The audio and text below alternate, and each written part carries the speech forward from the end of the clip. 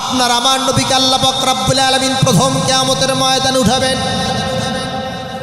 আদম সফিউল্লাহ তার কবর মোবারকে থাকবে, ইব্রাহিম খলিলুল্লাহ তার রওজা মোবারকে থাকবে, মুসা কালিমুল্লাহ তার কবরে থাকবেন, তার রওজায় থাকবেন। কিন্তু আপনার আমার নবী প্রথম সবার আগে আল্লাহ তাআলার জমিনে উঠে যাবেন, কিয়ামতের ময়দানে দাঁড়াবেন।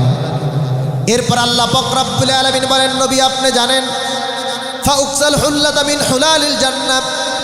এরপরে প্রিয় নবীজি বলেন, জান্নাতের একজোড়া পোশাক আল্লাহ পাক রব্বুল আলামিন আমার শরীর মোবারকে পরায় দেবে। সুবহানাল্লাহ পড়বেন না? রাসূল বলেন, সুম্মা আকুমু আন ইয়ামিনিল আরশ। আমি রাসূল আল্লাহ তাআলার আরশের ডান দিকে দাঁড়াবো। সুবহানাল্লাহ পড়বেন না? এমন জায়গায় দাঁড়াবো, আমি যে জায়গায় দাঁড়াবো ওই জায়গায় কোনো সৃষ্টি আর দাঁড়াতে পারবে না। লম্বা হাদিস বন্ধুরা আমার, নবী বলেন কিয়ামতের ময়দানে বলে ওয়াবুল হামদ বিয়াদিকা ইয়াউমাল কিয়ামাতি ওয়ালা ফাকরাব। কিয়ামতের ময়দানে আল্লাহ পাক রব্বুল আলামিন আমার হাতে একটা প্রশংসার পতাকা দিবে। সেই প্রশংসার পতাকায় উম্মত থাকবে।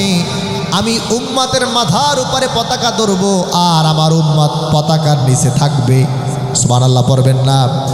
আমি উম্মতগুলোকে নিরাপদে নিশ্চয়তার মাধ্যমে আল্লাহ তাআলার জান্নাতে প্রথম পৌঁছায় দিব।